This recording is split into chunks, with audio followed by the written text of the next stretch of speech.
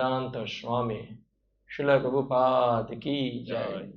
जय ओम विष्णुपाद परमहंस परिव्राजकाचार्य अष्टोदर शत शिशिवन भक्ति सिद्धांत सरस्वती गोस्वामी श्रील प्रभुपाद की जय।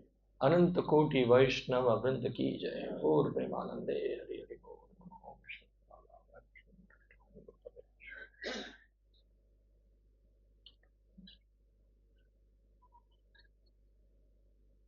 हरे कृष्ण।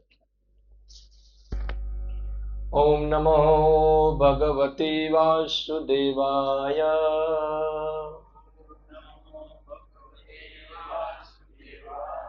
ओम नमो भगवते वासुदेवाय।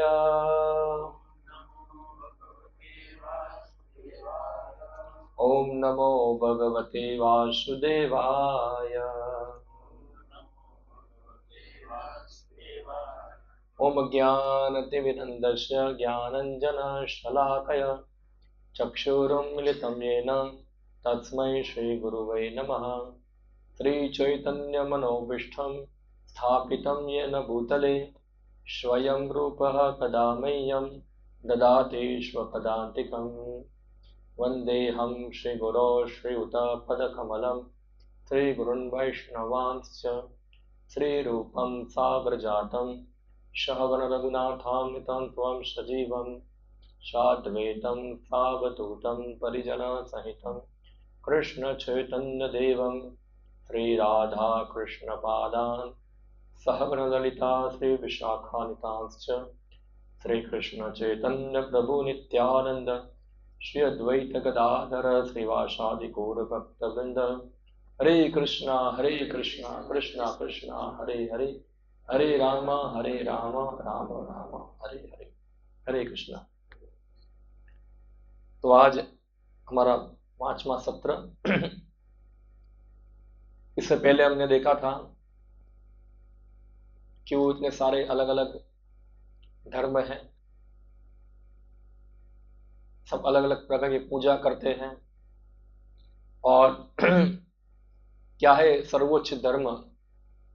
तो हमने लास्ट टाइम हमने चर्चा किया था और हमने स्थापित किया था कि सर्वोच्च धर्म जो है वो क्या है, भगवान की अहेतु की अप्रतिहता भक्तिमय सेवा करना। वो क्या है, वही सभी धर्मों का चरम सिद्धांत है। इसके अलावा जो भी धर्म के नाम पे चलता है वो सब ठगाई है, वो वास्तविक धर्म नहीं है, वो केवल एक बिजनेस है। जैसे कोई व्यक्ति भगवान की आराधना करता है कोई भौतिक वस्तु के लिए, तो वो वास्तव में भक्ति नहीं है, वो खाली एक सौदाबाजी है। भक्ति यानी कि अहेतु की अप्रतिहता। अहेतु की यानी कि जिसमें कोई हमारा हेतु ना हो, और अप्रतिहता का अर्थ है 1 दिन 2 दिन 3 दिन 4 दिन नहीं, हमेशा। कब तक? जैसे भगवान सनातन है, जीवात्मा सनातन है, उनकी सेवा भी क्या है, सनातन है, कभी खत्म होती नहीं है, निरंतर चलती रहती है। तो ये यही वास्तव में धार्मिक सिद्धांत है जो हमने भागवतम के अनुसार हमने समझा था।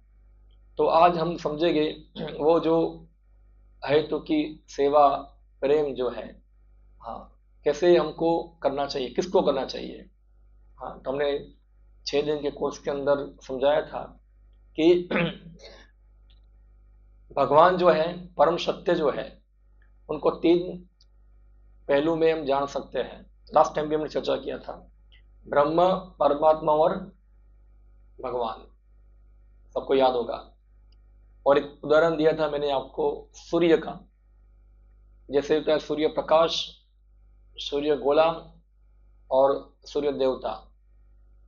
तो जो सूर्य का प्राथमिक अध्ययन करता है वो सूर्य प्रकाश को ही सब कुछ मानता है। उसके आगे बढ़ा हुआ विद्यार्थी जो है वो सूर्य गोला जो है उसको सब कुछ मानता है, और उसके आगे बढ़ा हुआ विद्यार्थी है वो सूरज ग्रह के अंदर एक सूर्य देवता जो है निवास करते हैं, उनको जानते हैं। तो 3 एक ही वस्तु है, मगर क्या है कि व्यक्ति की जो स्थिति है, आध्यात्मिक प्रगति है, उसके अनुसार वो एक ही चीज को अलग अलग तरीके से वर्णन करता है। एक दूसरा उदाहरण देता हूं मैं आपको। जैसे आप दूर से देखो तो पहाड़ आपको क्या दिखता है? काला काला। आप नजीक जाओगे तो आपको पेड़ वेड़ सब दिखेंगे। और अंदर जाओगे तो कई बार अंदर शहर भी होता है, गांव भी होता है, सब रहते हैं अंदर। तो एक ही चीज है मगर उसको अलग अलग दृष्टिकोण से देखने में हमको अलग अलग दिखती है। तो जो परम सत्य को जानने वाले हैं वो सर्वप्रथम जो परम सत्य है उसको ब्रह्म, ब्रह्म यानी कि सर्वव्यापी निराकार ब्रह्म, यानी कि भगवान को निर्विशेष रूप में मानते हैं। एक भगवान है। लास्ट टाइम मैंने चर्चा किया था, ऐसे बहुत सारे रिलीजन के अंदर ऐसा कॉन्सेप्ट है, भगवान है, कौन है पता नहीं है, बस एक शक्ति है, पावर है।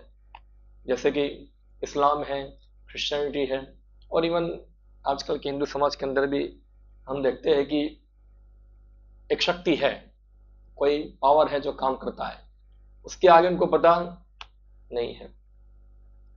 और फिर जो उनसे और आगे प्रगति की हुए, एडवांस प्रगति की है, वो लोग देखते हैं कि एक परम सत्य जो है सबके हृदय में, सबके कण कण में निवास करता है, परमात्मा के रूप में।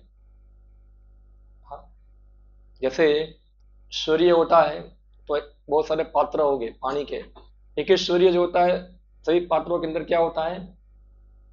प्रकाश विभाजित दिखता है हमको। उस प्रकार से कि परमात्मा जो है सभी के हृदय में क्या है? बैठे हुए हैं। ईश्वर सर्वभूतानाम हृदयेषु अर्जुन तिष्ठति ब्राह्मयंत सर्वभूतानि यंत्रारूढ़ानि माया। गीता में बताते हैं कि परमात्मा जो है, ईश्वर जो है, सबके हृदय में क्या है? बसे हुए हैं, सबको क्या है? घुमा रहे हैं। उपद्रष्टा, अनुमंता, भर्ता, भोक्ता, महेश्वर, ऐसा भगवद गीता के अंदर बताया है। जो सबको उपद्रष्टा, सबको देखने वाले हैं, अनुमंता अनुमति देने वाले हैं, भर्ता सबका पोषण करने वाले हैं, हाँ, भोक्ता सभी चीजों के स्वामी हैं, भोक्ता है। तो ये परमात्मा जो है उसकी बात हो रही है। और परमात्मा से ऊपर है भगवान। क्या है? भगवान, पूर्ण पुरुषोत्तम परमेश्वर भगवान। तो ये एक ही भगवान के तीन पहलू है, ये ब्रह्म, परमात्मा और भगवान।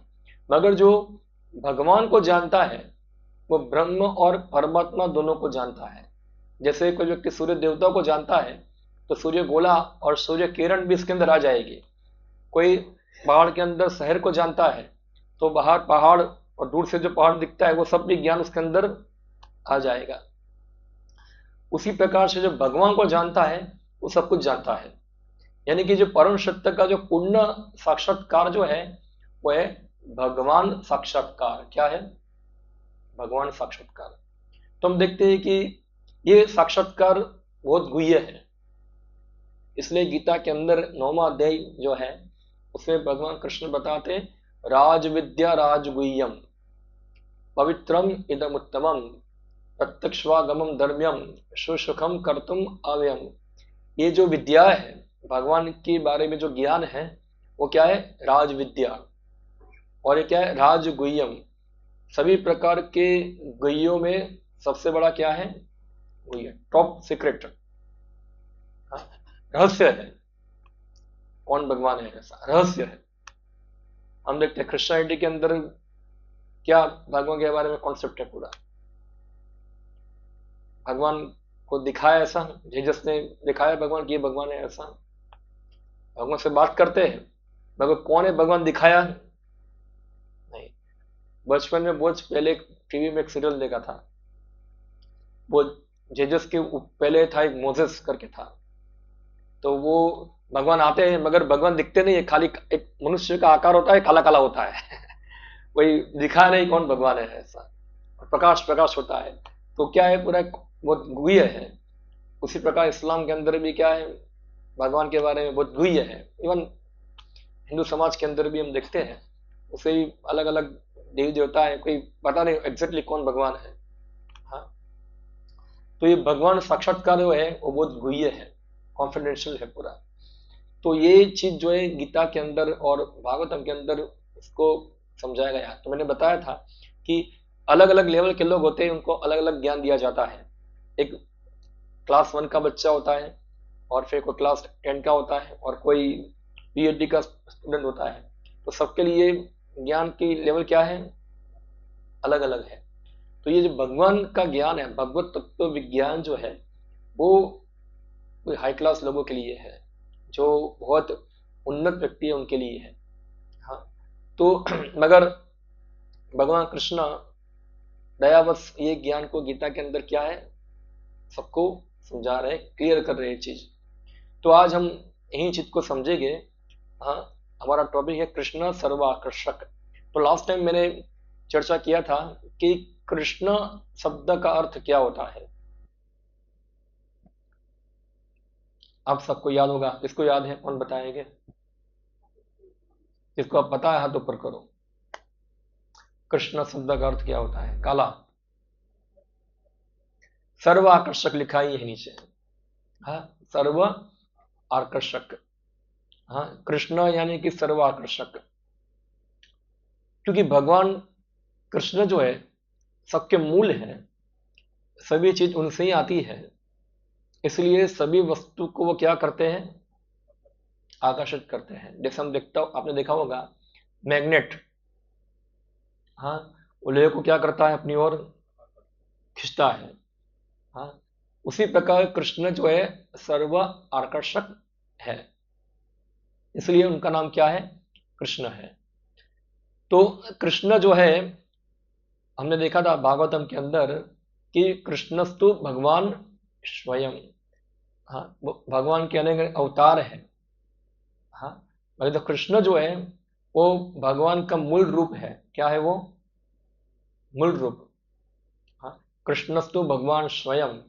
लास्ट टाइम हमने चर्चा किया था, कृष्ण जो है 64 गुणों से क्या है, युक्त है। हाँ, फुल फुल फुल चंद्रमा, पूर्णिमा का चंद्रमा क्या है, फुल मून, कृष्ण चंद्र पूरा। तो ये कृष्ण जो है वो भगवान का पूर्ण स्वरूप है, पूर्ण स्वरूप है। और भगवान शब्द का अर्थ हमने देखा था, लास्ट टाइम भी हमने चर्चा किया था।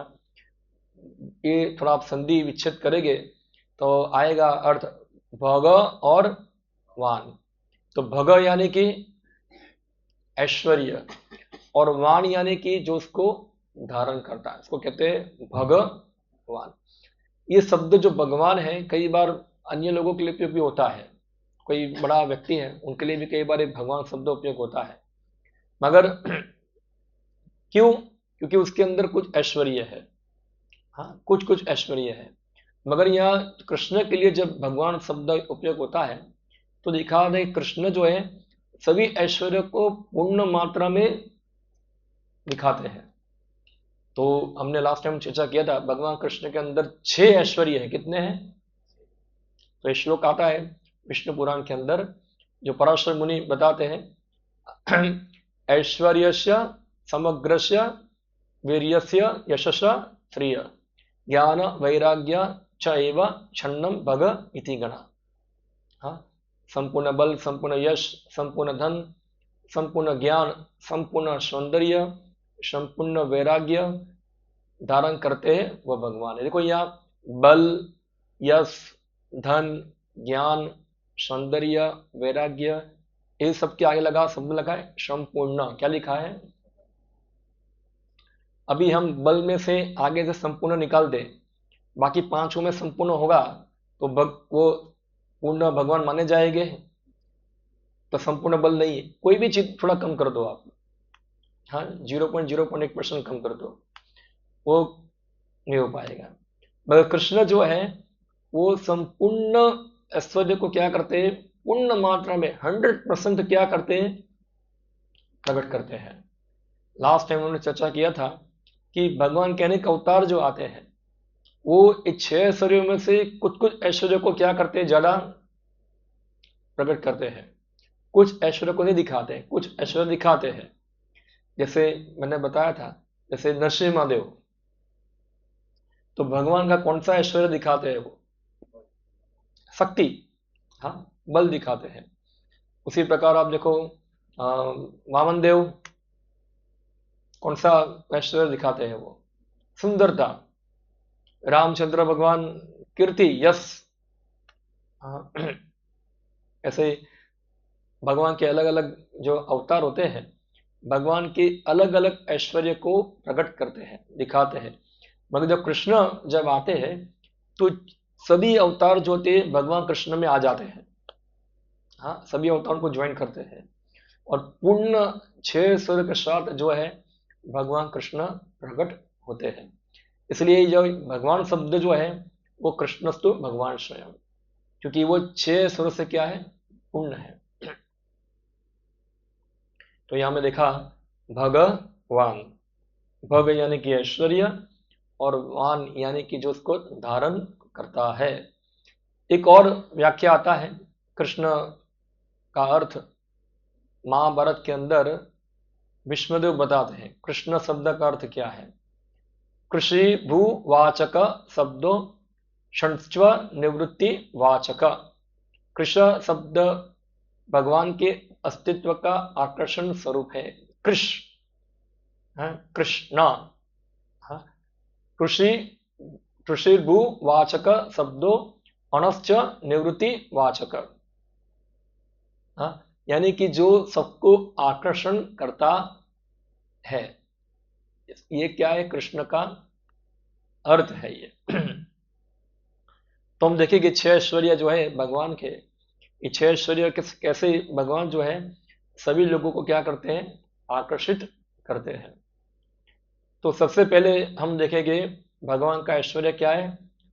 संपूर्ण सुंदर। संपूर्ण बोल रहा हूं मैं, क्या है? पार्शल नहीं, पार्शल नहीं, संपूर्ण, कोई डिफेक्ट नहीं। दुनिया में कोई देखा है आपने संपूर्ण सुंदर कोई व्यक्ति? चाहे महिला हो चाहे पुरुष हो, कोई पूर्ण सुंदर हो? हाँ, जो सुंदर है भी तो 10-20 साल के बाद क्या हो जाएगा? सब गिर जाएगा, चमड़ी सब ढीली हो जाएगी, हाँ, दांत बात टूट जाएंगे और आंखों में चश्मा आ जाएगा। जो पहले मछली जैसी आंखें थी अभी लकड़ा जैसी हो जाएगी।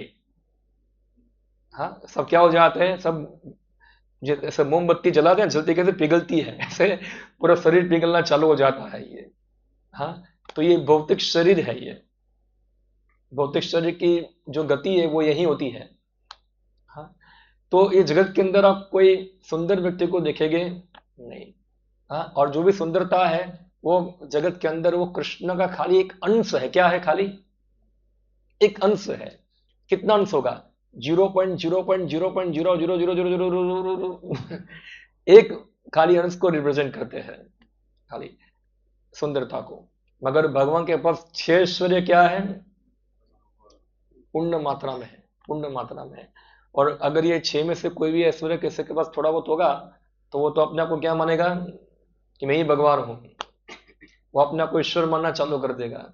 हाँ, तो ये जीव जो है इस प्रकार से एक भगवान के कैसे होता है? जैसे हम देखो ना, कांच होता है, वो सूरज के प्रकाश को रिफ्लेक्ट करता है। कांच का खुद का कोई प्रकाश नहीं है। तो ऐसे जीव जो है वही भगवान के कुछ कुछ ऐश्वर्य को क्या करते हैं? वो रिफ्लेक्ट करते हैं पार्शल अवस्था के अंदर, क्षणिक अवस्था के अंदर। हाँ, पूर्ण मात्रा में नहीं। तो आप देखो कृष्ण सर्व सुंदर, तो हम आपने देखा होगा जनरली सुंदरता की बात होती है तो सेम जाति के अंदर जैसे कोई महिला है वो सुअर से आकर्षित होगी नहीं, या तो कोई पुरुष है वो कुत्ती से आकर्षित होगा नहीं, वो सेम स्पेसिस में होता है। हाँ, मगर कृष्ण जो है सभी वस्तुओं को आकर्षित करते हैं, चाहे वो पुरुष हो, चाहे वो स्त्री हो, चाहे वो पशु हो, चाहे वो पक्षी हो, चाहे वो पानी हो, चाहे वो जमीन हो, चाहे वो हवा हो, चाहे जो भी चीज हो, उस सबको क्या है? आकर्षित करते हैं कृष्ण। क्योंकि क्या है? वो सर्व आकर्षक, उनके पास सबको आकर्षित करने का क्या है? गुण है, वो सबको अपने आप अपनी ओर सबको खींच लेते हैं। हाँ, तो ये आप देखिए जब भगवान कृष्ण वृंदावन में थे, हाँ, तो भगवान कृष्ण चलते हैं, जाते हैं, तो अपने आप वृक्ष जो है खड़े हो जाते हैं कृष्ण को पकड़ने के लिए, उनको छूने के, उनके चरण छूने के लिए। पत्थर जो होता है जहां भगवान कृष्ण बैठते हैं, वो पत्थर सॉफ्ट हो जाता है। जमीन जो है वो अपने आप को भाग्यशाली समझती है। भगवान कृष्ण अपनी बांसुरी बजाते हैं, यमुना का पानी जो रुक जाता है, और सभी पक्षी पक्षी जो है वो आके इकट्ठा हो जाते हैं कृष्ण के पास, सब गाय आ जाती हैं। हाँ, सबको वो क्या है अपनी बांसुर से क्या करते हैं, वो वेन वश कर देते, क्या करते हैं हम ऐसा शब्द बोलेंगे, यानी कि सबको मोहित कर देते हैं। हाँ, और सब लोग कृष्ण की ओर क्या है आकर्षित हो जाते हैं, और सब लोग खास करके भगवान की सुंदरता से। तो कृष्ण की सुंदरता के बारे में आप देखो शास्त्रों के अंदर कितना वर्णन मिलता है, कितना वर्णन है। परम संहिता में श्लोक है, वेणु कणवंतम अरविंद दलाय दाक्षम।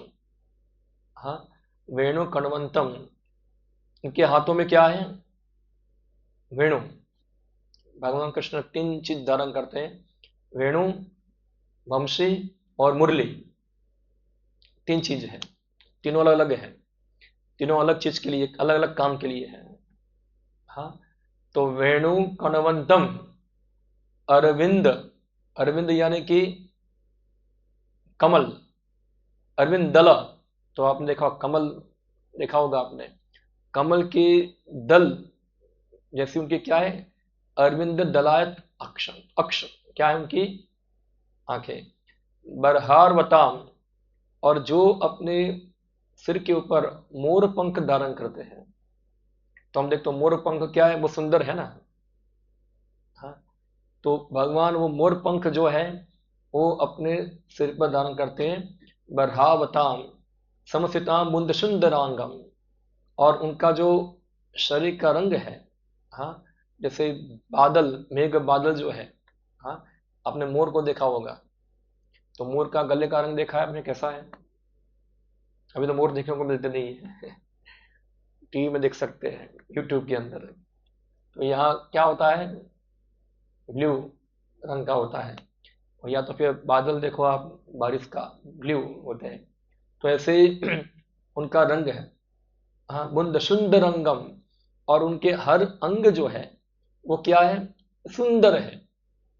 ऐसा नहीं कि उसकी आंखें टेढ़ी है, नाक बड़ा है, होठ छोटे है, कान छोटा है, आंखें चाइनीज जैसी है और दांत बड़ा बड़ा है। हर अंग जो है वो क्या है, प्रॉपरली सिचुएटेड है उनका, हर अंग उनका सुंदर अंगम। कंदर्प कोटि कमनिया विशेष शोभाम। कंदर्प, कंदर्प ये नाम जो है किसका नाम है, कामदेव। हाँ, तो ये कामदेव जो है सबको आकर्षित करता है। हाँ, कामदेव के पास अलग अलग बाण हैं, वो सब बाण मार मार कर क्या करता है, सबको मोहित करता है। मगर वो कामदेव कृष्ण के सामने फेल हो जाता है। एक कहानी आती है भागवतम में, कृष्ण के एक अवतार है नर नारायण ऋषि, सुना आपने नाम। हाँ, भगवान कृष्ण का अवतार हुआ नर नारायण, और नर बाद में अर्जुन, और नारायण कौन है, कृष्ण। तो ये नर नारायण ऋषि जो थे बद्रिकाश्रम में तपस्या कर रहे थे। तो कोई भी ऋषि, कोई भी व्यक्ति तपस्या करता है तो सबसे बड़ा प्रॉब्लम पहले किसको होता है, इंद्र को होता है। क्यों होता है, उसको लगता है कि ये तपस्या कोई करेगा और वो क्या करेगा, मेरा स्वर्ग जो है मुझसे क्या करेगा, छीन लेगा, इसलिए यहां से उसको भटका दो। हाँ, तो इंद्र जो है पूरी टीम भेजता है। हाँ, कंदर्प, कामदेव और वो सब अप्सराएं, गंधर्व, सबको भेजते जाओ, ये नर नारायण की तपस्या भंग कर दो। और वहां कामदेव आता है उधर, और गंधर्व सब गाना बजाना चालू करते हैं, अप्सरा सब नाचना चालू करती है, और सब अच्छा एटमोसफेयर बनाते हैं। और कामदेव थक जाता है, मगर नर नारायण की तपस्या भंग होती नहीं है। फिर नारायण ऋषि जगते हैं, बोला क्यों आप लोग आए हैं? गंधर्व कामदेव को पूछा। बोला हमको क्षमा कर दो, इंद्र ने हमको भेजा था आपकी तपस्या भंग करने के लिए, आप हमको श्राप देना मत। क्योंकि जनरली कोई ऋषि होता है वो क्या देता है, श्राप दे देता है। जैसे विश्वामित्र श्राप दे दिया, तो मगर तो भगवान है, नारायण ऋषि है, वो श्राप देंगे नहीं, वो तो हंसे। क्या है वो तो हंसे। बोला आप लोग यहाँ आए हैं, आपका धक्का फालतू में जाएगा नहीं, आप कुछ लेके जाए हमारे पास से। आपके पास बहुत सारी अप्सराएं हैं, ये सब पुरानी है, आपको मैं अच्छी अप्सरा देता हूँ क्या है। तो उन्होंने अपने, ये जांगन है, यहाँ से हजारों हजारों अप्सराएं पैदा की। किसने? नारायण ऋषि ने। बोला जो भी अच्छी लगती है ये ले जाओ यहाँ से। तो उन लोगों ने क्या किया, एक अप्सरा था उसका नाम था उर्वशी, उसको ले गए साथ में। तो ये नारायण ऋषि जो थे, हजारों हजारों सुंदरता वाले अप्सरा को उत्पन्न कर दिया। तो सोचो, जो व्यक्ति इतना सुंदरता वस्तु पैदा कर सकता है, वो व्यक्ति खुद कितना सुंदर होगा। हाँ, उसकी कोई तुलना कर सकते नहीं है। तो कंदर्प, कंदर्प कोटि, कोटि यानी कि करोड़ों करोड़ों, हाँ, करोड़ों करोड़ों कंदर्प जो है वो कृष्ण के सामने फेल हो जाते हैं। कंदर्प कोटि कमनीय विशेष शोभा। एक दूसरा कृष्ण का नाम है मदन मोहन। हाँ, मदन यानी कि कंदर्प, एक दूसरा नाम क्या है, मदन। और मोहन यानी कि जो मदन को भी क्या करते हैं, मोहित करते हैं। तो ये कृष्ण जो है मदन मोहन है। एक दूसरा नाम है कृष्ण का मनोहर। क्या है? मनोहर। कृष्ण जो है सब सब चोरी करने में क्या है, निपुण है। मगर एक चोरी वो खास करके करते हैं, क्या है, सबको मन को हर लेते हैं, मन को चुराते हैं। एक बार अगर कोई कृष्ण को देख लिया तो फिर वो, उसका मन क्या हो जाएगा, गया। एक हमारे आचार्य है रूप गोस्वामी, वो बताते पुस्तक के अंदर, भक्ति रसायन सिंधु के अंदर बताते हैं कि अगर आपको सांसारिक जीवन में शांति से जीना है, हाँ, अपने परिवार के साथ, बच्चों के साथ, तो कभी वृंदावन जाना मत। अगर संसार में जीना हो तो शांति से, और वृंदावन गए तो यमुना किनारे जाना मत। और चले भी गए तो वहां त्रिभंग ललित जो श्याम सुंदर है उसको देखना, उनको देखोगे तो आपका सांसारिक जीवन क्या हो जाएगा, सब खत्म हो जाएगा। इसलिए वृंदावन जाओ मत, कृष्ण को देखो मत। ये खाली कटाक्ष में बोलते हैं। कौन है? रूप गोस्वामी बताते हैं। तो ये भगवान की सुंदरता के बारे में बताते हैं। आप देखिए, हाँ, सब पशु पक्षी, गोप बाल गाय बाई, सब कुछ जो है कृष्ण से क्या है, आकर्षित है। हाँ, आप देखो, आप कभी भी कृष्ण को अकेले देखेंगे नहीं, कृष्ण के साथ कोई ना कोई तो होता ही है। हाँ, लास्ट में कोई नहीं होगा तो गाय होगी खाली एक। हाँ, कृष्ण कभी अकेले होते, हमेशा उनके भक्तों के साथ होते हैं वो। हाँ, गोपियाँ होगी या गोप बाल हो गए, हाँ, या यशोदा माता हो गए, नंद महाराज हो गए, या तो फिर कोई पशु हो गए, कोई कुछ न कुछ उनके साथ होता ही है। हाँ। तो सर्व आकर्षक कृष्ण।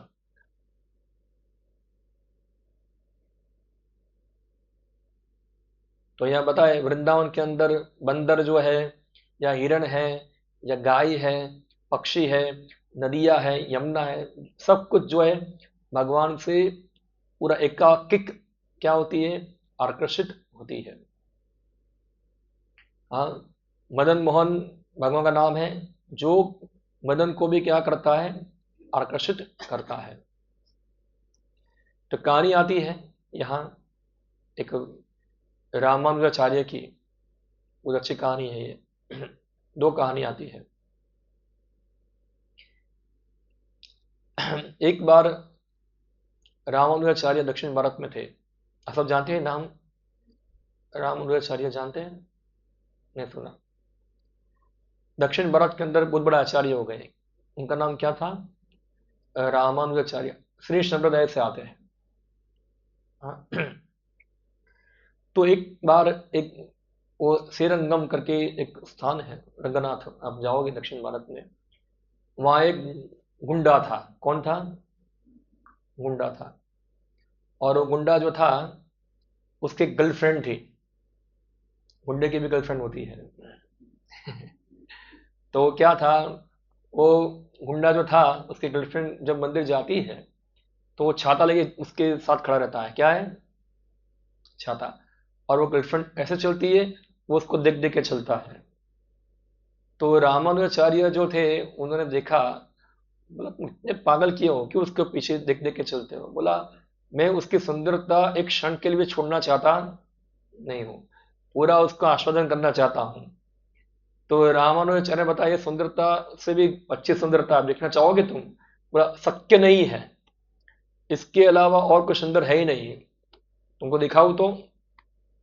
ठीक है, चलो मेरे साथ। तो एक रंगनाथ मंदिर में ले गए उनको, और मंदिर का कंटेंट बंद था।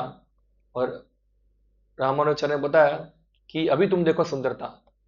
और उसने भगवान को प्रार्थना किया, भगवान उसको ऐसा सुंदरता दिखाओ कि बाकी सुंदरता सब भूल जाए क्या है ये। जैसे ही उसने कर्टन खोला और रंगनाथ की आंखें देखी, क्या देखी? आंखें को देखा। वो आंखें को देखकर ही वो उसके गर्लफ्रेंड बॉयफ्रेंड सबको भूल गया। वो बोला ऐसा सुंदर कुछ चीज में देखा नहीं। वो डाकू बनना भी छोड़ दिया, शुद्ध हो गया, और वो भक्त बन गया। हाँ, तो ये भगवान की आंखों में इतना पावर है। हाँ, तो अगर आप भौतिक जगह की सुंदरता से मुक्त होना चाहते हैं, भगवान की आंखें या भगवान की भौहें, उनका ध्यान करने से ये भौतिक जगत की भौहों का आकर्षण खत्म हो जाएगा। क्या है? क्योंकि कृष्ण जो है सबको क्या करते हैं, ये भौतिक जगत की सुंदरता भुला देते हैं। क्या करते हैं? भुलाते हैं। क्योंकि कृष्ण जो है वही वास्तविक सुंदर वस्तु है, बाकी सब क्या टेम्पररी है, क्षणिक है। तो ये कहानी है ये। गोपियां कृष्ण के बारे में बता दिया। गोपियां कृष्ण के रूप का आस्वादन करती है। जैसे वो डाकू जो था, वो उसकी गर्लफ्रेंड के रूप का आस्वादन कर रहा था। मगर यहाँ गोपियां जो है भगवान के स्वरूप का आस्वादन करती है। गोपियां ब्रह्मा जी को थोड़ा गाली देती है, ठपका देती है कि ब्रह्मा जी आपने शरीर बनाया, मगर आपने गलती कर दिया उसके अंदर। बोला क्या गलती किया? बोला ये आंख जो होती है बार बार क्या है, ऐसे ऐसे पलक झपकती है। हाँ, तो ये पलक झपकने में क्या होता है, इतना समय हम कृष्ण के स्वरूप को देख पाते नहीं, इतना टाइम इतना वो देख पाते नहीं है। तो अभी ये तो कितना ज्यादा समय नहीं है इतना, हम देख सकते हैं वो कितना भगवान से अटैच है। हाँ, कि एक सेकंड भी जो है कृष्ण के स्वरूप को वो छोड़ना चाहते नहीं है। हाँ, प्रत्येक क्षण उनको कृष्ण का रूप जो नया नया लगता है। क्या लगता है? नया नया। बोरिंग हो जाते नहीं है। जैसे एक जोक है ना, कोई शादी से पहले अपनी घरवाली को बोलता है तुम्हारा मुंह है वो चंद्रमुखी है। क्या है?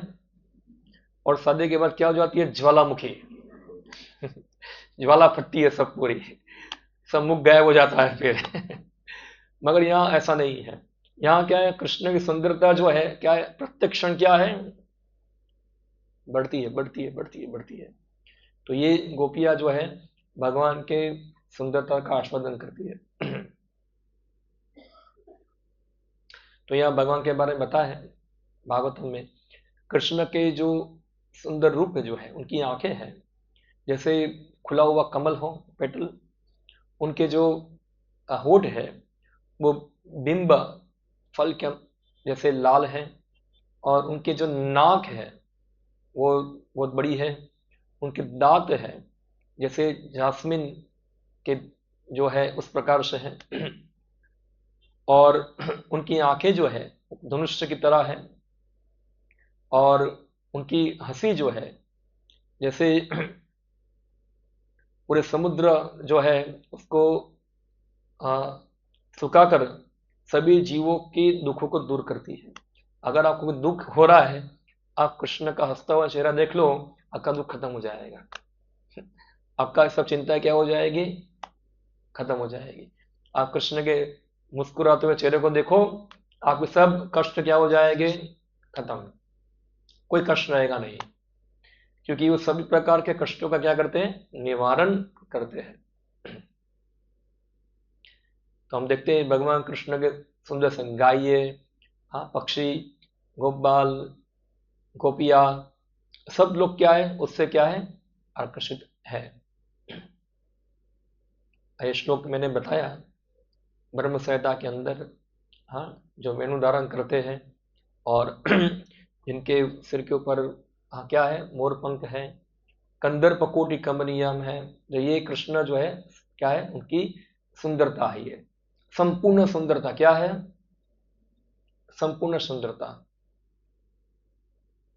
ओके, अभी नेक्स्ट जो ऐश्वर्य है भगवान का, वो है सर्व ज्ञानमय। क्या है वो, ज्ञानमय। सुंदर तो है ही, साथ साथ क्या है, सर्व ज्ञानमय। खाली ऐसा नहीं थोड़ा बहुत, सर्व ज्ञानमय। आप कुछ भी पूछो उनको पता है। सुबह हम लोग पढ़ रहे थे चैतन्य महाप्रभु के बारे में। चैतन्य महाप्रभु जो थे वो कृष्ण ही है, और नवद्वीप के अंदर लीला कर रहे थे, तो उनका जो विद्वंता थी शास्त्रों के अंदर, इतने प्रवीण थे, कोई पंडित उनके साथ कोई चर्चा कर सकता नहीं था। एक बार एक केशव कश्मीरी करके एक पंडित आया चैतन्य महाप्रभु के साथ डिबेट करने के लिए, हाँ, और वो संस्कृत के अंदर बहुत विद्वान पंडित था। तो उसने चैतन्य महाप्रभु को चैलेंज किया कि तुम विद्वान पंडित हो, मेरे साथ चर्चा करो। बोला मैं छोटा बच्चा हूँ, आप बड़े हैं, एक काम करो, आप गंगा के स्तुति के लिए स्तुति कीजिए आप। तो पंडित ने तलवार की धार की तरह, क्या है, एक साथ बहुत सारे 100 जितने श्लोक जो है उन्होंने बोल दिए ऐसा, हाँ, श्लोक बोल दिए, और सब आश्चर्यचकित हो गए सुनकर। और महाप्रभु जो थे चैतन्य महाप्रभु, उन्होंने बोला आपका धन्यवाद, आप इतने विद्वान हैं कि आपने तुरंत सब श्लोक रचना कर दिया, मगर ये जो 64 नंबर का श्लोक है उसके अंदर ये गलती है। उन्होंने एक गलती निकाला ये, हाँ, कुछ ग्रामर की गलती निकाली।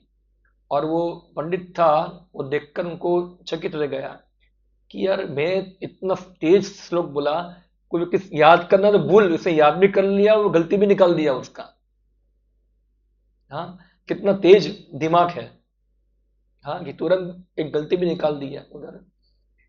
तो चैतन्य महाप्रभु खुद बताया, कृष्ण भगवान भी ऐसे ही, हाँ, वो विद्वता में किसी को छोड़ेंगे, सब कुछ उनको पता है। और गीता के अंदर भगवान कृष्ण खुद बताते हैं ये चीज, कौन सी चीज है जो उनको पता नहीं है। कोई भी फील्ड का ज्ञान लो, उनको सब पता है। क्या सीखना चाहते हैं आप उनसे। कृष्ण भगवान सबसे अच्छा नाचने वाले हैं। कोई नाचने वाले के पास ज्ञान होगा, वो कहां सीखे वो, भगवान कृष्ण के पास। हाँ, कोई बजाने वाला, हाँ, कोई भी इंस्ट्रूमेंट ले लो, हाँ, कृष्ण के पास उसका ज्ञान है, कैसे बजाना है। इवन भाषा का ज्ञान ले लो, कौन सी भाषा सीखनी है, अंग्रेजी। हम लोग 2-3 भाषा सीखते हैं, इसमें तो सब लोग क्या है, बहुत गर्वित हो जाते हैं, खास करके या तो अंग्रेजी भाषा, हाँ, अंग्रेजी भाषा के अंदर। मगर कृष्ण कौन सी भाषा नहीं जानते हैं वो पशुओं की भाषा भी जानते हैं, वो पशुओं से उनकी भाषा में बात कर सकते हैं, सब भाषाओं का ज्ञान है उनको। कैसे वस्त्रों को पहनना है वो भी ज्ञान है उनको, कैसे रंगोली बनाना है, हाँ, कैसे रसोई करनी है। हर कला जो है, सब कलाओं के अंदर वो क्या है, निपुण है। सोशल ज्ञान, सामाजिक ज्ञान, राजकीय ज्ञान, पॉलिटिकल साइंस, अस्त्र ज्ञान, शस्त्रों को कैसे उपयोग करना है, घोड़े को कैसे चलाना है, कंट्रोल करना है, हाँ, सब फील्ड का नॉलेज जो है उनको पता है, कोई बाकी नहीं है। कैसे किसी से बात करना है, उनको पता है, देश काल पात्र के अनुसार कैसे बात करना है, हर चीज में क्या है वो एक्सपर्ट है, निपुण है, सब चीज का उनको ज्ञान है ये। तो ऐसे सर्व ज्ञानमय क्या है, भगवान कृष्ण। उनको ब्रह्म विद्या यानी कि आध्यात्मिक विद्या तो है ही, साथ साथ भौतिक जगत का भी सब ज्ञान उनको पता है। आप कोई प्रश्न पूछो, उनके पास सब उत्तर है। वो चैट जीपीटी कोई पीछे जुड़ा छोड़ देंगे, ऐसा है। क्या है, वो तो कुछ भी नहीं है। हाँ, वो पूर्ण ज्ञानमय है। तो इस प्रकार से कृष्ण जो है वो सभी ज्ञानों के स्रोत है। दुनिया का सभी जो ज्ञान है वो कहाँ से आता है? उनसे ही आता है। कोई दुनिया में बहुत बड़ा विद्वान होगा, उनका ज्ञान क्या है? कृष्ण के सामने क्या है? वो तुझ है ना। बड़े बड़े साइंटिस्ट देखे आप, क्या है? कुछ नहीं उनके सामने। तो कृष्ण है पूर्ण ज्ञानमय। अब देखिए, भगवान कृष्ण ने अर्जुन को गीता सुनाया। हाँ, आज दुनिया में गीता पुस्तक जो है सभी ज्ञानों में शिरोमणि के रूप में जानी जाती है। अभी तक उसको उसको मात करने वाला कोई बुक आया नहीं है। और आप गीता पढ़िए, उसके श्लोकों की रचना देखिए आप, जिनको थोड़ा संस्कृत पता होगा, खाली बोलने में सुनने में कितना लगता है वो मधुर लगता है। इवन आप उसके अर्थ भी जानते ना हो तो भी खाली सुनने में क्या लगता है, वो बहुत आकर्षक लगता है ये। हाँ, क्योंकि भगवान की वाणी है ये। हाँ, और भगवान की वाणी है और भगवान का ज्ञान है, तो ऑटोमेटिकली ये चीज सबको क्या करती है? आकर्षित करती है। जैसे मैंने बताया, एक रूप आकर्षित करता है, उसी प्रकार से भगवान का जो ज्ञान है वो भी लोगों को क्या करता है? आकर्षित करता है। अब भागवतम पढ़िए, सभी वेद जो है, सभी वेद जो है भगवान की वाणी है। हाँ, और हर शब्द जो है वो आकर्षित करने वाले हैं। हाँ, तो ये जो इस प्रकार से गीता जो है भगवान ने बोल दिया अर्जुन को, कितना बड़ा ज्ञान है ये। हाँ, भगवान को कोई रिसर्च करने की जरूरत नहीं पड़ी कि चलो मैं कुछ याद करके आऊँ, ऐसा है। तुरंत स्पॉन्टेनियसली क्या है वो उन्होंने। और हम जो आप लोग ज़्यादा अप्रिशिएट नहीं कर पाएंगे, मगर जो लोग वेद पढ़ते हैं, जो 4 वेद पढ़े हैं, जो उपनिषद पढ़े हैं, वो लोग भगवद गीता जब पढ़ते हैं, वो लोग गीता को अप्रिशिएट कर पाते हैं। क्योंकि अब जब 4 वेद पढ़ोगे, उपनिषद पढ़ोगे, तो आपको पता चलेगा कि 4 वेदों को पढ़कर, उपनिषदों को पढ़कर जो हमने समझा, वो चीज तो गीता में वो सरल समझा दी गई है, इतना आसानी से समझा दी गई है। तो लोग सोचते हैं कि कैसा दिमाग होगा किसी व्यक्ति का, कि एक वेद पढ़ने के लिए कितना समय चाहिए, और भगवान कृष्ण ने क्या कर दिया उसको, खाली 7 श्लोकों में समझा दिया। हाँ, और ऐसे ही भगवान दूसरी बार गीता उद्धव जी को बताते हैं, उद्धव गीता थोड़ा और विस्तार से बताते हैं। हाँ, और डिटेल में बताते हैं, वो भागवतम में आती है 11वें स्कंद के अंदर। भगवान ने ब्रह्मा जी को ज्ञान दिया, सृष्टि सृजन हुआ सबसे पहले, तो ब्रह्मा जी को पता नहीं था क्या करना चाहिए। तेने ब्रह्म हृदय आदि कवि, आदि कवि यानी कि ब्रह्मा, उनको शास्त्र पढ़ाए। किसने? भगवान कृष्ण ने सिखाया, उनको वेद पढ़ाया, और ब्रह्मा जी उनसे सीखे वैदिक ज्ञान। हाँ, तो कृष्ण जो है सभी ज्ञानों के मूल स्रोत है। हाँ, सभी वेद सभी ज्ञान वहां से उत्पन्न होता है। ये सब आजकल का साइंटिफिक ज्ञान जो है सब मशीन का ज्ञान है, वो तो वो तुच्छ ज्ञान है, उससे और ज्ञान बड़ा बड़ा है। अलग अलग प्रकार की विद्या है। हाँ, पराविद्या, अपराविद्या, अविद्या। ये भौतिक ज्ञान जो है सब अविद्या में आता है। पराविद्या जो आत्मज्ञान है, अपराविद्या यानी कि जो आयुर्वेद है, धनुर्वेद है, सब ये सब ज्ञान जो है सब चिद कृष्ण को पता है।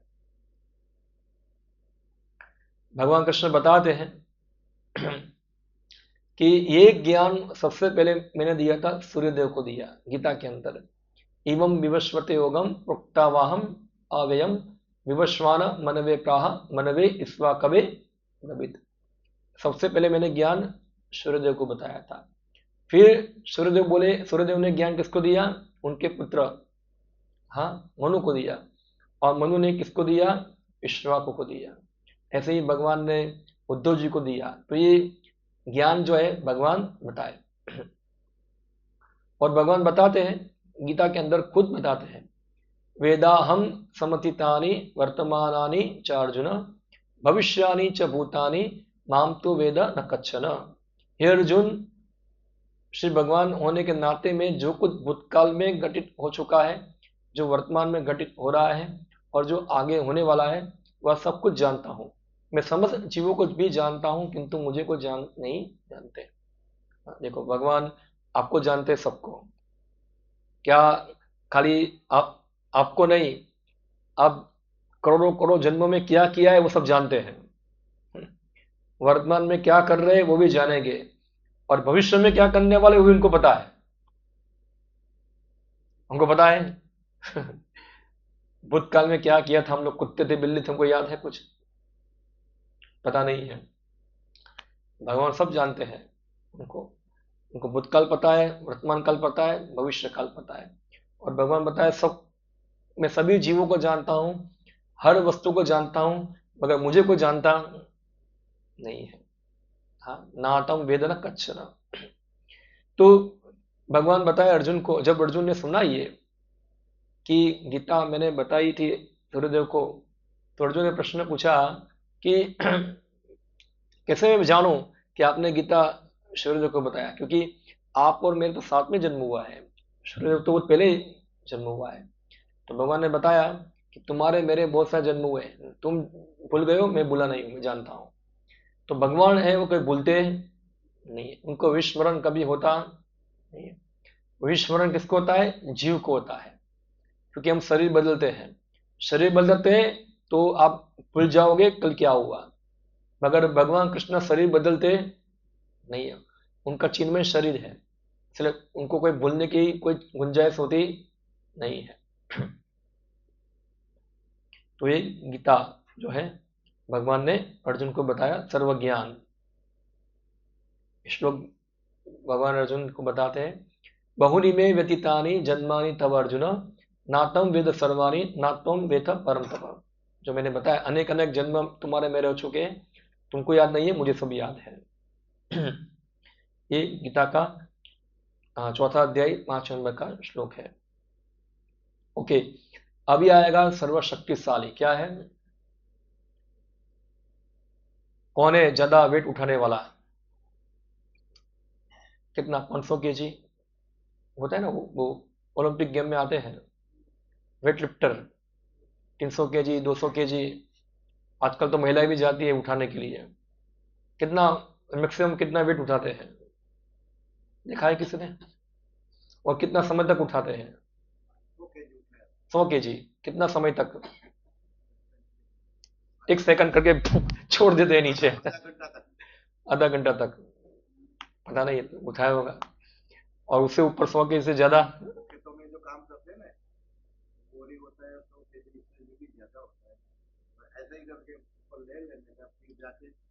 तो आधा घंटे के बाद छोड़ दिया, आधे घंटे के बाद छोड़ दिया बाद में। तो इतना ताकत, इतना ही आधा घंटे तक उठाने का ताकत है, ज्यादा नहीं है। उसी ताकत वाला बहुत शायद है, भीम ताकत वाला था उससे ज्यादा। पूरा पहाड़ पहाड़ उठा के सब क्या है डालता था, वो ताकत वाला था ना भीम। तो सुना होगा आपने। ऐसे बहुत सारे ताकत वाले हो गए। सुना था मेरे गांव के अंदर भी, सुना था मैंने एक बार कि एक गांव के डाकू आए थे। तो एक खेडूत था, उसने हल से सबको भगा दिया। और इवन ये इधर हमारे जूनागढ़ के अंदर जब जाओगे, वो सब भैंस चराते हैं वो भड़वाड़ लोग वहाँ। उसी को जो भैंस चराने के लिए जो बाई जाती है वहाँ, हाँ, भड़वारन जाती है, उसी को भगा देती है डंडा दिखाकर। एकदम ताकत वाली होती है। हाँ, यहाँ तो कुत्ता देख के भाग जाते हैं।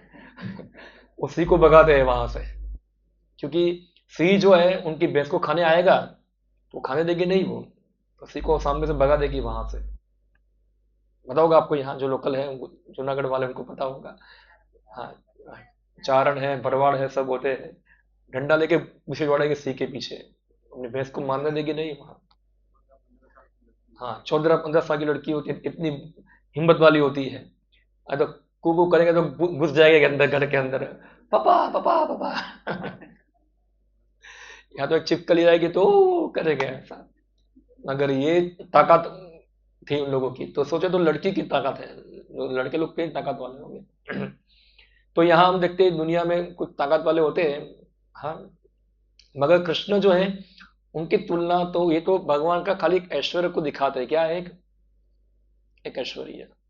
भगवान कृष्ण की शक्ति जो है, क्योंकि वो सभी की शक्ति का स्रोत है, तो उनके लिए तो कोई चीज उनके शक्तिहीन उनसे कोई बढ़कर है ही नहीं।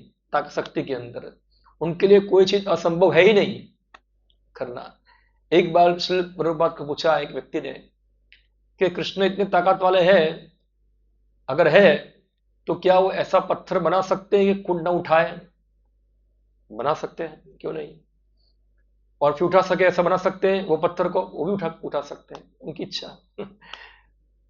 वो सब कुछ कर सकते हैं। तो यहाँ भगवान की क्या है, सर्वशक्तिशाली। तो आप देखिए यहाँ भगवान ने क्या धारण किया, गोवर्धन पर्वत धारण किया। कुछ लोग बोलते हैं सब काल्पनिक है, क्या है, काल्पनिक मानते हैं। रासलीला को काल्पनिक मानते नहीं है, खाली इसको एक काल्पनिक मानते हैं। हाँ, और कृष्ण रासलीला किया और कृष्ण के ऊपर बहुत सारे कृष्ण कटाक्ष करते हैं, मगर भगवान कृष्ण ने रासलीला करने से पहले गोवर्धन धारण किया था। तो अब रासलीला को मानते हो, उसको नहीं मानते हो।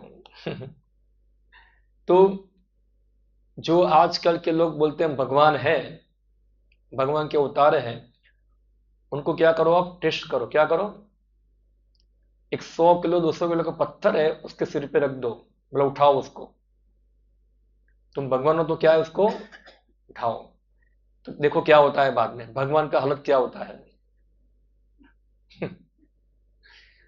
हाँ, तो मुझे बताने की आवश्यकता नहीं है, आप सब गेस कर सकते क्या होता होगा। तो ये सब ढोंगी भगवान है, मगर कृष्ण ने गोवर्धन धारण किया। हाँ, और धारण करने के लिए उनको कुछ ताकत लगाने की जरूरत पड़ी नहीं। ये चित्र जो बनाया गोवर्धन का, एक प्रभुपाद की शिष्या थी, उसका नाम जदू रानी नाम था उसका, उसने पेंटिंग किया ये। तो पेंटिंग करने के से पहले उसने कृष्ण का चित्र बनाया था, उसमें कृष्ण का बॉडी बिल्डर दिखाया ना, क्या है वो जिम में जाके बॉडी बनाते ना सब लोग, और ऐसे पूरा मसल्स मसल दिखाया, पूरा ऐसे उठा रहे हैं। प्रभुपाद बोले ये चित्र गलत है, ऐसा है, कृष्ण को गोवर्धन उठाने के लिए मसल मसल्स दिखाने की आवश्यकता नहीं है। ये भौतिक जगत का मसल्स भगवान कृष्ण के लागू होता नहीं है। भगवान कृष्ण नॉर्मल व्यक्ति है, ऐसे उठा लेते हैं पूरा। बोला तुम मांस खाने वालों की बुद्धि यही है, वो सोचते हैं जिसका मसल है वही ताकत वाला है, और कृष्ण दूध पीने वाले हैं, दूध की ताकत है, ये देखो ये गोवर्धन उठाने वाले कृष्ण है। तो ये भगवान कृष्ण जो है, कितना दिन, 7 दिन 7 रात, क्या है, गोवर्धन को उठा कर रखा। और ऐसा नहीं है कि वो हाँ मेरा दर्द कर रहा है, को उठाओ उठाओ उसको। वो एकदम आसानी से, आप देखो, एक रिलैक्स मूड में बैठे खड़े हुए हैं। भगवान रिलैक्स होते हैं, जैसे त्रिभंग ललिता, और उनके हाथ में बांसुरी कई बार बजाते भी है, कई बार छोड़ देते हैं, कई बार अपने भक्तों को देखते हैं, हंसते हैं, बातें करते हैं। आप देख उनको कष्ट कुछ हो रहा नहीं है, एकदम नॉर्मल की तरह है। बाकी जो ब्रजवासी से वो सोच रहे हैं अरे बेचारा बच्चा इतने दिन तक उठा रहा है, उसका हाथ दर्द हो जाएगा, चलो हम थोड़ा लकड़ी बकड़ी लगा के थोड़ा नीचे से सपोर्ट करें। हाँ, तो भगवान कृष्ण ने थोड़ा हाथ नीचे कर दिया ना, तो सब लकड़ी ऐसे ऐसे सबकी हो गई। तो ये भगवान कृष्ण 7 दिन 7 रात तक क्या किया, हाँ, गोवर्धन पर्वत को उठाया। गोवर्धन तो कुछ भी नहीं है, भगवान पूरे ब्रह्मांड को धारण करते हैं। शेष रूप के अंदर क्या है, अनंत शेष पूरे ब्रह्मांड को धारण करते हैं सिर के ऊपर। और ब्रह्मांड उनको कैसा लगता है पूरा, जैसे कि राई सरसों का बीज हो, जैसे सरसों का बीज आपके सिर पे रखो तो कोई बोझा लगेगा आपको, ऐसे ही भगवान वराहदेव अपने दांतों के अंदर पूरा भूमंडल को उठा लेते हैं। हाँ, और तो ये भगवान की शक्ति है, क्या है, अचिंत शक्ति। तो भगवान कृष्ण जब प्रकट हुए, तो आप देखो उन्होंने अपनी शक्ति का प्रदर्शन करना चालू कर दिया। हर रोज कोई ना कोई असुर आता है, रोज कोई ना कोई असुर आएगा। जब वो 2 महीने के थे, तभी आ गई पुतना भगवान को मारने के लिए, भगवान उसको मार दिया। पुतना, अगासुर, बकासुर, सब कालिया, कितने असुरों का वर्णन है। सबको खिलते खिलते क्या कर दिया उन्होंने, खत्म कर दिया। यहाँ चित्र है बकासुर का। वो बकासुर एक पक्षी का रूप लेके आया। हाँ, और उसकी चोंच थी, क्या थी, बहुत तीक्ष्ण थी। वो सोचा कृष्ण को मैं क्या करूंगा, अपने चोंच में डालकर उसको मसल दूंगा। तो उसने क्या कर दिया, कृष्ण को चोंच में ले लिया। हाँ, अपने गले में, गले तक लेके आ गया। तो बताया भागवतम के अंदर, जो कृष्ण का शरीर जो है पूरा मक्खन जैसा है, क्या है, मक्खन जैसा नरम है शरीर। मगर ये बकासुर को भगवान गले में क्या लगे, गरम गरम लोहे जैसा क्या लगा। तो उसने भगवान कृष्ण को थूक दिया। थूक दिया उसने। जब ये कृष्ण क्या है, बहुत स्वीट है, क्या है वो मीठे हैं। मगर बकासुर को क्या लगा, पूरा गरम गरम लगा, उसको थूक दिया भगवान को नीचे। तो ये भगवान की शक्ति जो है, उसने क्या कर, बकासुर को चांच फाड़ दिया। अगासुर वो निकल गया, उसको भी शरीर बड़ा करके खत्म कर दिया। ऐसे कालिया नाग, उसको मारा नहीं, छोड़ दिया उसको, क्योंकि उसने क्षमा मांग लिया, भगवान ने उसको क्षमा कर दिया। मगर उसके सब फणों पर नाच नाच के क्या कर दिए, उसके सब फण क्या है, उसके तोड़ दिए। हाँ, उसका जो गर्व था वो क्या कर दिया, तोड़ दिया। और फिर वो वश में आ गया, भक्त बन गया। अब देखिए ये धेनुकासुर। हाँ, वो ओलंपिक गेम में वो घोड़ा फेंकते, पता है आपको, घोड़ा ऐसे गोल गोल करके दूर फेंकते हैं। भगवान कृष्ण ने गधे को ऐसे फेंका। हाँ, ये सब असुर थे, धेनुकासुर। ऐसे घुमाया घुमाया घुमाया घुमाया घुमाया घुमाया करके डाला। और ऐसा डाला कि एक तालवन था, ये क्या था, तालवन में वो सब ताड़ियां थी। एक धेनुकासुर सबको खाने देता नहीं था। तालवन की पेड़ पे फेंका उसको, एक पेड़ पे गिरा, एक पेड़, दूसरा पेड़, दूसरा पेड़, सब पर चेन रिएक्शन चालू हो गया। सब गिरा दिए उसको नीचे। हाँ, उनके साथी को भी गिराया। खेल खेल में सबने मार दिया। और सब बच्चे पीछे देखकर क्या हो रहे हैं, तालियां बजा रहे, खुश हो रहे, देखो हमारा कृष्ण का ताकत वाला है। सबको ऐसे ही मार रहे हैं। फिर ये अगासुर जो है, तो अगासुर जो था, सब भगवान कृष्ण को पता चल गया है कौन है ये, अगासुर है। मगर बच्चे लोग जो थे, उनको पता था कि सर्प है, मगर थोड़ा क्या जिज्ञासा था, जो देख के आते हैं क्या है, कोई गुफा है कि सर्प है। और वो घुसे, बोले सर्प होगा तो क्या होगा, चिंता मत करो, कृष्ण है ना, घुस जाओ अंदर। घुस गए। उनको पूरा विश्वास था कि भाई कृष्ण है ना, तो उनको चिंता करने की आवश्यकता नहीं है। हाँ, ये हम देखते, एक घोड़ा आया था, उसका नाम भूल गया मैं, क्या था उसका, ने भेजा था ये, केसी केसी केसी केसी केसी। तो जो घोड़े को भगवान ने क्या, इसके मुंह के अंदर हाथ घुसा दिया। हाँ, वो भी गरम गरम लोहे जैसा लगा। वो घोड़ा पूरा कंट्रोल में आ गया। ऐसे सब वस्त्रासुर, ऐसे बहुत सारे असुर आए थे, अरिष्टासुर, सब कितने सारे असुर आते थे। सबको क्या कर दिया उन्होंने, खत्म किया। आपको ज्यादा पढ़ना है तो कृष्णा बुक पढ़िए। कृष्णा बुक के अंदर सब चीज विस्तार से क्या है, बताया है, कृष्ण की पावर, शक्ति।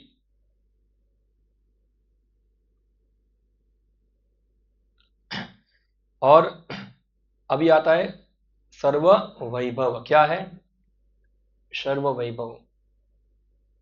तो आप वैभव में देखेंगे, भगवान का धन क्या है, ऐश्वर्य, धन। मुकेश अंबानी का मकान कितना बड़ा है, कितने करोड़ का है। सबसे महंगा मकान किसका है, 400 करोड़, 500 करोड़, 1000 करोड़, 2000 करोड़, 5000 करोड़ का मकान होगा।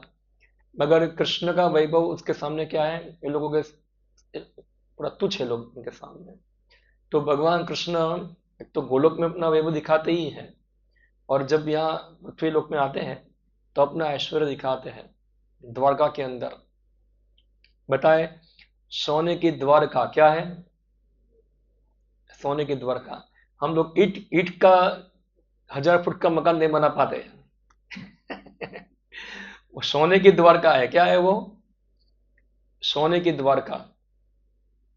और भगवान कृष्ण का परिवार, हम दो हमारे एक नहीं। कृष्ण एक और उनकी 16,108। कितना? 16,108। कौन अभी वो दुबई के अंदर ना शेख होते हैं सब, कितनी उनकी बेगम होती है? किसी की 100 होती है, हाँ? 100 200 ऐसी। दुबई के शेख हो या फिर गल्फ के अंदर कोई हो गए, मगर कृष्ण जो है 16,108 रानियां हैं। और सभी रानियों के लिए बड़े बड़े महल हैं। हाँ, ऐसा नहीं कि उनको बेचारी को एक रूम में रहना पड़ता है। हाँ, कोने के अंदर 16,108 महल हैं। और सभी महलों के अंदर बहुत सारी फैसिलिटी है। वहाँ एसी वेसी की जरूरत नहीं है, वो ऑलरेडी कूलिंग होता है। गर्मी के अंदर ठंडा होता है, ठंडा में गर्म हो जाता है। और सब मार्बल का फर्श है। और कितने नौकर चाकर है, गार्डन है, सब सरोवर है, सब पक्षी है। पूरा महल है बहुत बड़ा। और एक एक महल में हजारों हजारों दासियां है, दास है, सब लोग हैं। और ऐसे 16,000 कितने हैं? 108 महल है अपनी रानियों के लिए बनाए। अभी वो शेख जो है 200 क्वीन वाला, हाँ, तो 100 के साथ रहता होगा वो। भगवान कृष्ण 16,108 रानियों के साथ, सबके साथ रहते हैं वो। कोई रानी ऐसा नहीं सोचती है कि यार कृष्ण हमारे साथ नहीं है। हाँ, भगवान जब जाते हैं द्वारका के अंदर, महल में प्रवेश करते हैं, अपना 16,108 रूपों में क्या करते हैं? विस्तार करते हैं। और सही महलों के अंदर प्रवेश कर जाते हैं। और सभी रानियां क्या सोचती है कि कृष्ण मेरे महल में ही रहते हैं, क्या है? बाकी के महल में रहते, हमारे साथ ही रहते हैं। सभी रानियां यही सोचती है, मगर कृष्ण सबके साथ रहते थे। हाँ, 16,108 महलों में प्रवेश करते हैं। और भगवान कृष्ण की, उनके पुत्र पौत्री भी थी। हाँ, 10 लड़के और एक लड़की, कितना हुए? 11। और 10 का संसार, उनके भी 10 10। गिनो कितना वंश हुआ? 16,108 गुणा करो। हाँ, कितना? 10 करो, कितना हो गया? 1,60,000 क्या हुए? उनके पुत्र। अब एक में फाफा आ जाता है, वो क्या है? 1,60,000 पुत्र। और ऐसे भागवत में बताए कि द्वारका के अंदर जो यादव लोग थे, उनको पढ़ाने के लिए 1 करोड़ तो खाली शिक्षक थे। क्या है? 1 करोड़ तो क्या थे? शिक्षक थे। खाली भगवान कृष्ण का ही इतना वंश है, इतना बड़ा। ऐसे ही प्रद्युम्न उनके पुत्र था, उनका भी 10 बच्चे, एक पुत्री। अनिरुद्ध का भी 10 बच्चे, एक पुत्री। 3 4 पीढ़ी आगे चली गई थी। कितनी? 3 4 पीढ़ी आगे चली गई थी भगवान कृष्ण की। हाँ, तो हम देखते हैं अभी बच्चा इतना है, बाप बूढ़ा हो गया है। हाँ, कृष्ण 3 पीढ़ी वाले थे, मगर फिर भी क्या थे वो? नव यौवनम। नव यौवनम। जब प्रद्युम्न आया घर, महल के अंदर, तो वो रानियां सब देखकर थोड़ा भ्रमित हो गई। ये कृष्ण के, कृष्ण का लड़का है। जान पाए नहीं। ऐसा ही अनिरुद्ध, ऐसा सब, इतना इतना बड़ा उनका वंश विस्तार है। हाँ, तो उनका ऑपुलेंस है, इतना उनका ऑपुलेंस है। क्यों? क्योंकि जो लक्ष्मी के लिए सब लोग दिन रात भागते हैं, वही लक्ष्मी तो क्या है? उनकी पत्नी है, उनकी चरण सेवा करती है। तो उनको कोई लक्ष्मी की आवश्यकता नहीं है। वो लक्ष्मी सहस्त्र शत संभ्रम श्रव्यमानम, हजारों हजारों लक्ष्मियां क्या है? भगवान की सेवा करती है। हम लोग लक्ष्मी के हाथ में से पैसा गिरता है ना, वो फोटो रखते हैं घर के अंदर। थोड़ा पैसा हमारे अंदर गिर जाए, ऐसा है कुछ। मगर अब सोचो, वही लक्ष्मी के लिए हम भागते हैं, वो लक्ष्मी कृष्ण की सेवा करती है। लक्ष्मी सहस्त्र, एक नहीं, हजारों हजारों लक्ष्मी है। तो संपूर्ण ज्ञान आ गया, सुंदरता आ गया। सर्व कीर्ति क्या है? यश, भगवान का यश। तो आप यश के बारे में देखेंगे, युधिष्ठिर महाराज ने यज्ञ किया था, राजश्री यज्ञ। हाँ, उससे सभी लोगों को बुलाया, सभी देवताओं को। ब्रह्मा आए, शिव जी आए, इंद्र, सब देवता आए, बड़े बड़े ऋषि मुनि आए, सभी राजा आए। और फिर वो यज्ञ के अंदर एक विधि है कि उसमें पूरे सभा के अंदर जो सबसे सम्मानीय व्यक्ति है उनकी पहले पूजा की जाए। तो सब लोग विवाद कर रहे थे इसकी पूजा की जाए, कोई बोला व्यास की करो, कोई बोलता है भीष्म की करो, कोई बोलता है नहीं ब्रह्मा की करो, कोई बोलता है शिव की करो, कोई बोलता है इंद्र की करो। तो विवाद चल रहा था। और उस समय सहदेव जो था उसने अनाउंसमेंट किया कि अगर पूजा किसकी होनी चाहिए, कृष्ण की होनी चाहिए।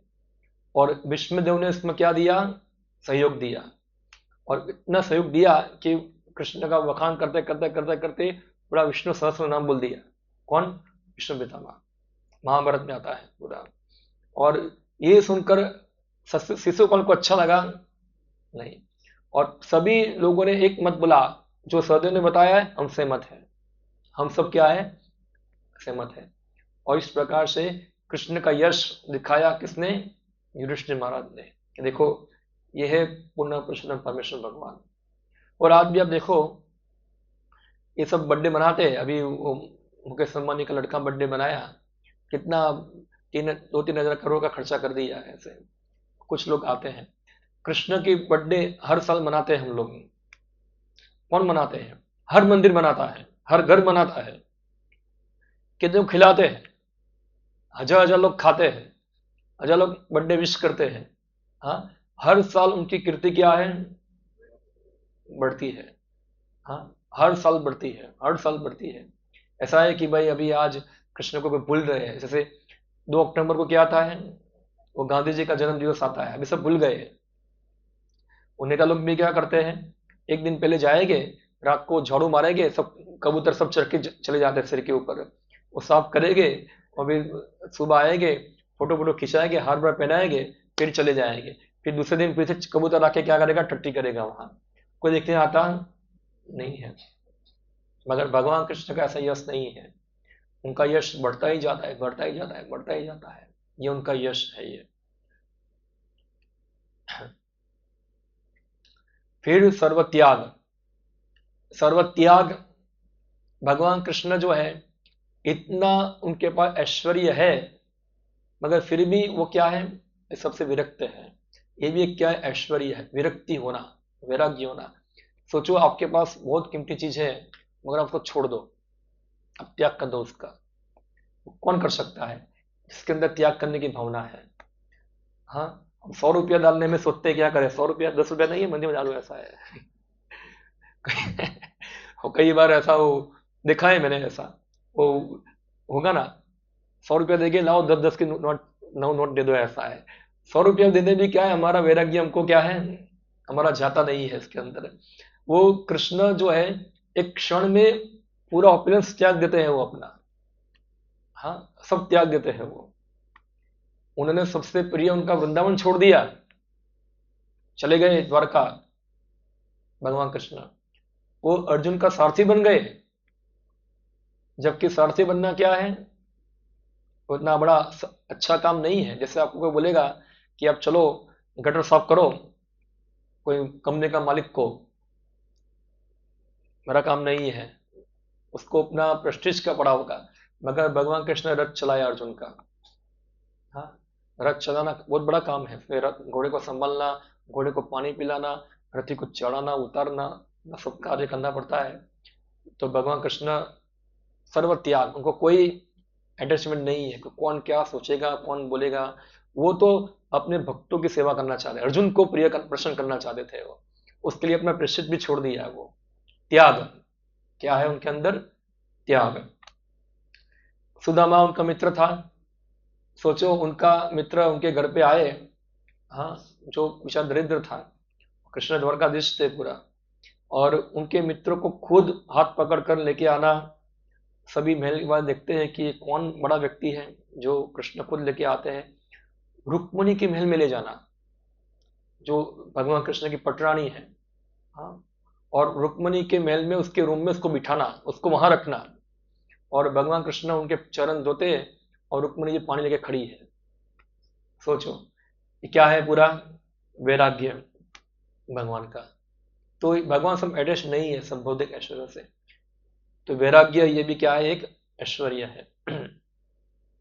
तो आप देख सकते हैं, ये कुछ फोटो मैंने डाले हैं, पुतना वध ये सटकासुर, तृणावत, धनुकावत, चारुण, कंस, हाँ, तो भगवान बता सभी बलवानों का बल क्या है? मैं ही हूं। भगवान की कीर्ति, ब्रह्मा, ब्रह्म संहिता के अंदर शिव जी, सभी बड़े बड़े देवता जो है भगवान कृष्ण की स्तुति करते हैं।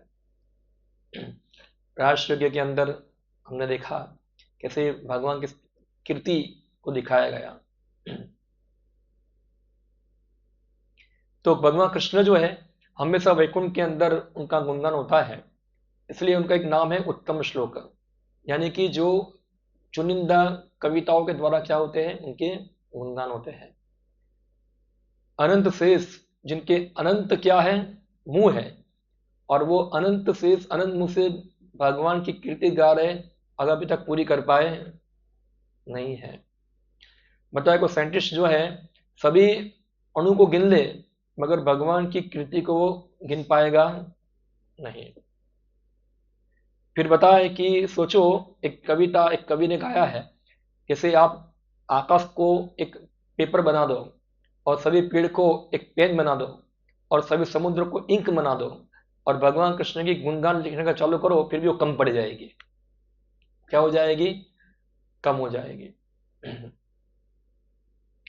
महाभारत के अंदर विष्णु पितामह विष्णु सहस्त्र नाम में भगवान के गुणगान करते हैं।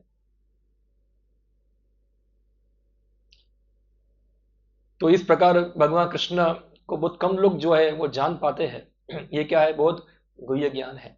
तो इसलिए कृष्ण जो क्या है, सर्व आकर्षक। वो क्या है? सर्व आकर्षक। ये कृष्ण का अर्थ होता है ये। तो आज हमने देखा भगवान के 6 ऐश्वर्य, ऐश्वर्य समग्र वीर्य यशस श्रिय ज्ञान वैराग्य चेव छन्नम इति भग गणा। इसको विस्तार से हमने समझा है। अभी नेक्स्ट हमारा जो सेशन होगा उसके अंदर हम देखेंगे भगवान और भगवान के अवतार। हाँ हाँ, अंग्रेजी भाषा में कहते हैं इसको इनकारनेशन, अवतार। तो हमारा नेक्स्ट सेशन होगा। तो यहाँ मैं समाप्त करता हूँ। हरे कृष्ण। किसी कोई प्रश्न हो तो प्रश्न थोड़ा पूछ सकते हैं, कोई डाउट हो तो बता सकते हैं विषय के ऊपर। कोई है किसी क्वेश्चन? हाँ,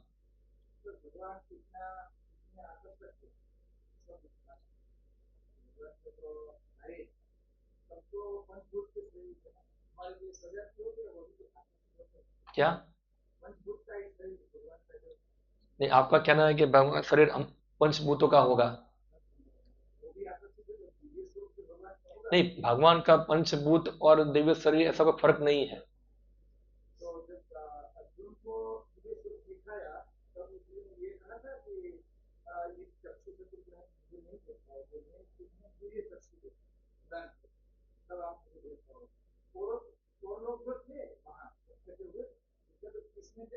वो विश्व रूप दिखाया भगवान ने। हाँ, विश्व रूप देखने के लिए अर्जुन को दिव्य चक्षु दी है, विश्व रूप देखने के लिए। और जो कृष्ण रूप जो है वो तो अर्जुन के सामने ही है। और जब विश्व रूप चैप्टर पूरा आता है उसको आप ध्यान से पढ़ोगे, पहले भगवान ने विश्व रूप दिखाया अर्जुन को, फिर उसके बाद जो अर्जुन डर गया, बोलता है भगवान उसको खत्म करो, अभी मैं आपका चतुर्भुज रूप देखना चाहता हूँ। फिर भगवान ने चतुर्भुज रूप दिखाया, फिर वापस द्विभुज में आ गए। फिर भगवान बोलते हैं कि जो अर्जुन तुम मेरे रूप को देख रहे हो अभी द्विभुज वाला, अब ये रूप है जो है, देवता लोग भी इसको देखने के लिए आकांक्षी है, जो अभी मैं दिखा रहा हूं। तो यानी कि भगवान का द्विभुज रूप है, वो बहुत गुह्य है। तो ब्रह्मा जी एक दिन में भगवान कृष्ण यहाँ आते हैं, सब लोग उनकी हयत्व की कृपा से सब लोग उनको देख पाते हैं, मगर सब लोग चाहे असुर हो चाहे सुर हो, इन किन प्रकार कृष्ण के संपर्क में आके उनके आकर्षित होते हैं, मगर जो भक्त हैं भगवान से अनुकूल भाव में आकर्षित होते हैं। हाँ, तो इसलिए कृष्ण तो सबकी चर्चा का विषय बनी जाता है जब वो आते हैं तब, चाहे वो असुर हो चाहे वो सुर हो। शिशुपाल छोटा बच्चा था, छोटा बच्चा सबसे पहले क्या बोलता है? पहला शब्द क्या बोलेगा? वो मां नहीं बोला, वो कृष्ण बोला, और कृष्ण के बाद गाली ही बोला एक। तो हमेशा वो उनका ये चलता था बोलना है ऐसा, पूरा जीवन वो कृष्णा कृष्णा कृष्णा सोचता रहा वो। तो एक एक प्रकार सबके मन में तो बैठे हुए ही थे वो कृष्ण। ठीक है, ओके, और कोई प्रश्न किसी का? ठीक है, यहाँ समाप्त करता हूँ। हरे कृष्णा। कोई अनाउंसमेंट प्रभु जी करनी है तो थोड़ा अनाउंसमेंट कर सकते हैं।